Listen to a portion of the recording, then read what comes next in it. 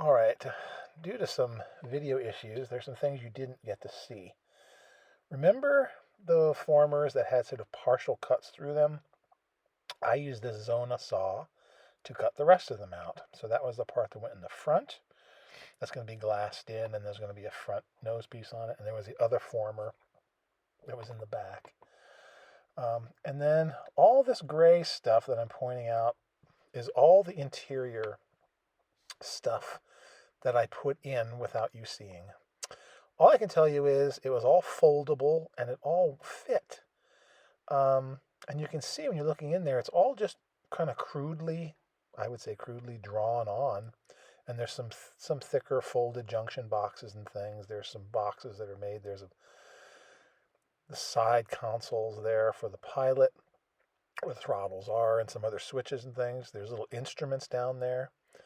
And I put them in because I'm using them as a basis for where I'm going to make things three-dimensional because they're all just drawn on, as I said, rather crudely.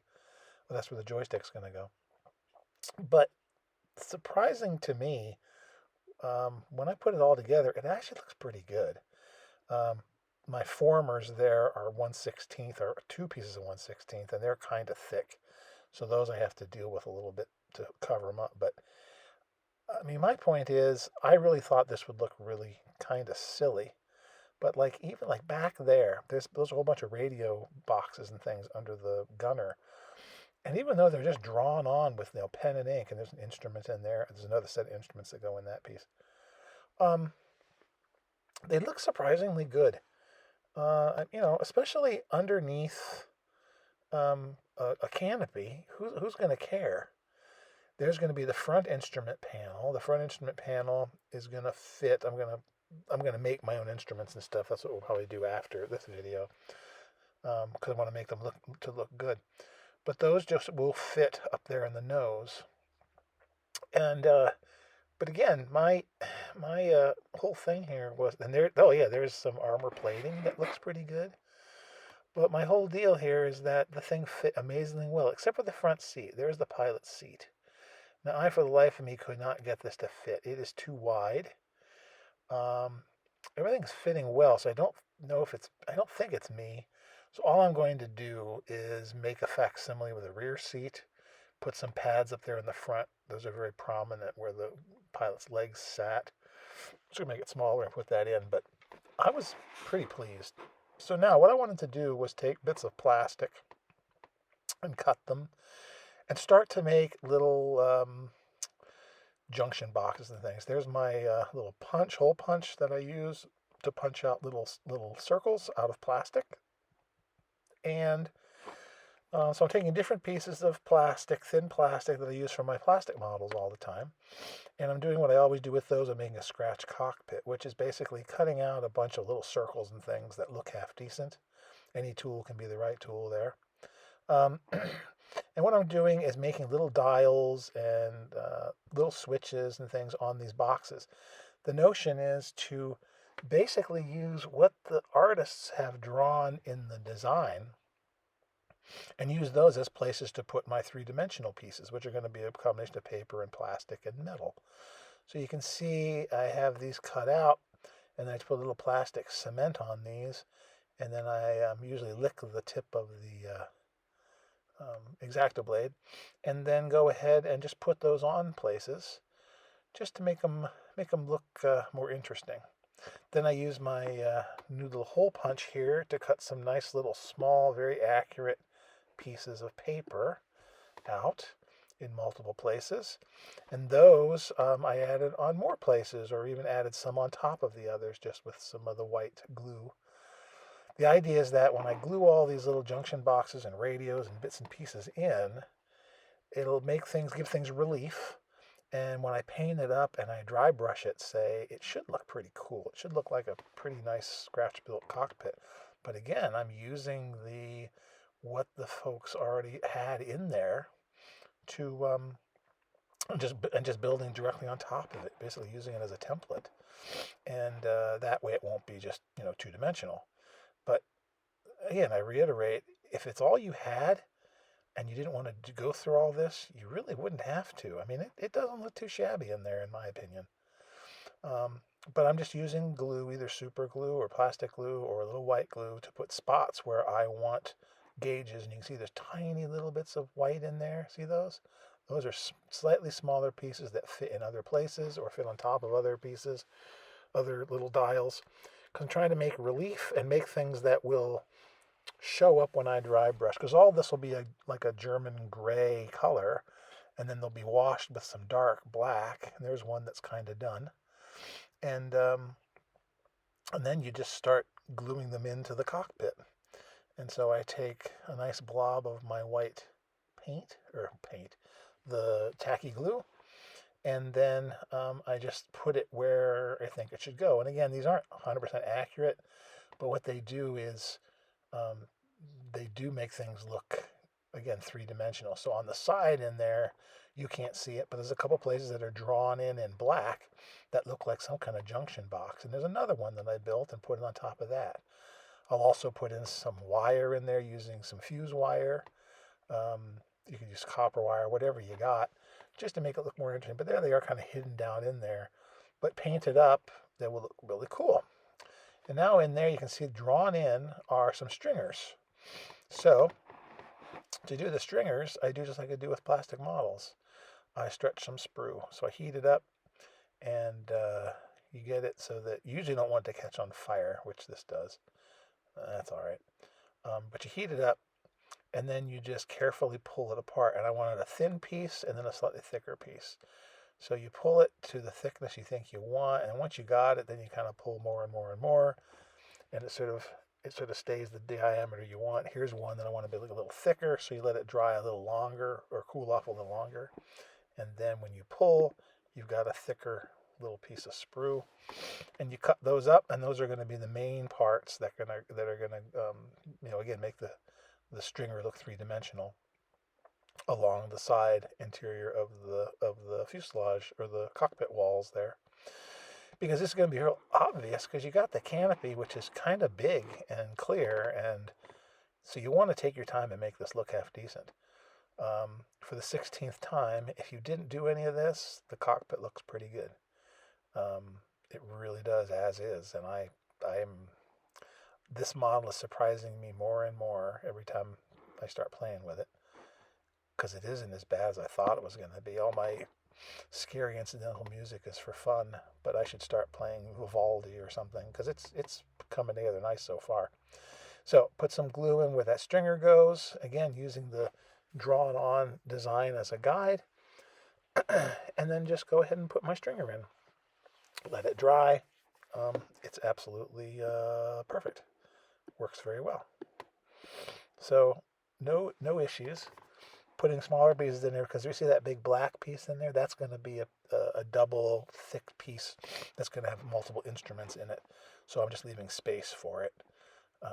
So that'll be the next thing we're going to do will be making some of those instruments. But all we do is keep adding little pieces that will serve as making it look more complicated and more detailed than it really is. So your eye will catch and say, hey, that looks really cool in there. So trying to build little latches, various little accoutrements. And down here, there's a big switchboard right along the side of the gunner there. And what I've decided to do was cut a bunch of little white circles. And then I add a little bit of glue on 2 or 3 of these at a time. And then I lick my blade, and then I pick up a little piece of my circle that I've cut out of paper and just drop it on that dot of glue. And that runs all the way down that length. And that's just to, again, give me some three-dimensional look to it so that it actually stands out a bit. There's also some switches down there I'll have to add, which I haven't added yet, and that will also make things look more interesting. Because again, the interior of German airplanes is like a dark, boring gray. The color they have in here actually doesn't look too bad to me. But with dry brushing and a little bit of highlighting and things of that nature and some washes, it'll look better. Now this is 4 pieces of paper squished together, thick paper like what I use on the airplane. Thick cardstock, so it's a thick piece because this is going to be the face of my radio pieces. So again, back on that bulkhead that I glued in, that little piece of paper, are drawn in multiple, I think they're radios, and there's like a compass back there, but there's mostly radio stuff. So what I decided to do was fake some radio front ends by basically cutting out these pieces. Again, they'll be glued in and be proud of that piece of paper.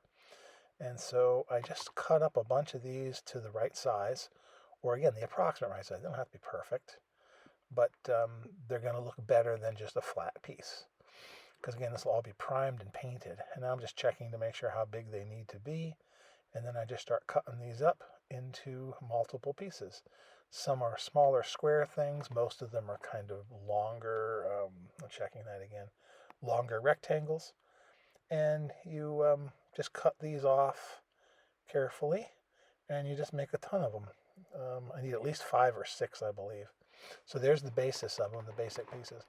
Now I'm going to cut some holes for dials again, and I use that same thick piece because some of these dials look like they got to be kind of large because the guy's got gloves on. He's got to sit there and search around for things, etc. So that's okay. So I'm making little dials, and then I'm putting little bits of glue where I think those dials should be, and I start putting them on. And what I've seen is, based on the pictures, they seem to be, like I said, a large diameter and a thick dial, probably so that you could again grab it and twist it. I would assume, or people could work on it when they were servicing it, I suppose. So I'm just putting some of these little pieces of paper just to build up depth. That's all I'm trying to do.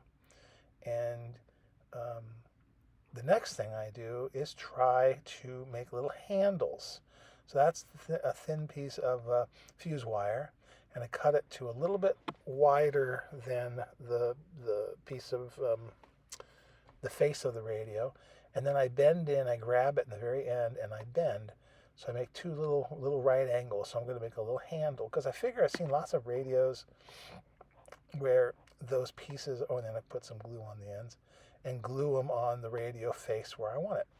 Because again, they're going to add some interest, but I think that they would pull out these things once in a while. Those are handles to grab them and pull them off of their shelves. At least that's my story. So once I got them done, I add a blob of glue, and then I just start stacking them in there on that rear bulkhead. It's hard to see, and it's hard to show you, so some of these are really lousy. But you can see I'm trying to put it in. I see it down there near the floor. And then these are all going to go on various places all around there. So I'm just going to spend the time to make all of these pieces and then put them in. And the end result is kind of cool at the very end. You'll see it doesn't look too bad. So here's another one just to show you again. A nice rectangle and some dials. These have looks like to me one dial kind of almost in the center, and then a smaller one up top. Again, these are all cut out using this little cutter I have, which is beautiful. There's one that's actually got a tinier tip, and I'm trying to cut this one out. And this is very thick, so it takes multiple little turns to make it work, but it comes out perfectly. And I'm just adding a little dab of glue and putting those on there. And there's one that stuck to my finger. That's really helpful. But building up little bits and pieces is really kind of the idea. You're just trying to make it so they sit proud of the back part, because you want to have something that looks like a real dial. Excuse me, as best you can. So there I'm making more handles. On these, on the rest of them, I made 2 handles. I made one on each side. I think that just looks better. And I think that's probably the way that's the way they would have been. At least that's my thought. So that's what I'm trying to do on all of these. And more handles. This is all just a lot of pussyfooting around, but it's kind of fun. I like doing this little detail work because when they're all done, your eye your brain fills in details and makes it look like it's actually more stuff than there is there. So I'm making these little handles carefully, and every time I get them done, and I'm putting on the other side a little bit of super glue on either little tip, and then put it onto the little front face. These are like when you get fake, facing on your kitchen cabinets instead of the whole thing. But there you can see a couple in there, and they will look really good. They do look like they're extended. And here it is, kind of done. So you can see in there, I got some more boxes, and the radio stuff looks pretty good. And then I started working on that front left console there. I even have that little circular piece that's going to be, I think that's for the handle for the canopy to close. But that's what I got to do all the way the rest through of this. It's going to take a while, but it should look pretty cool in very short order. So looking nice.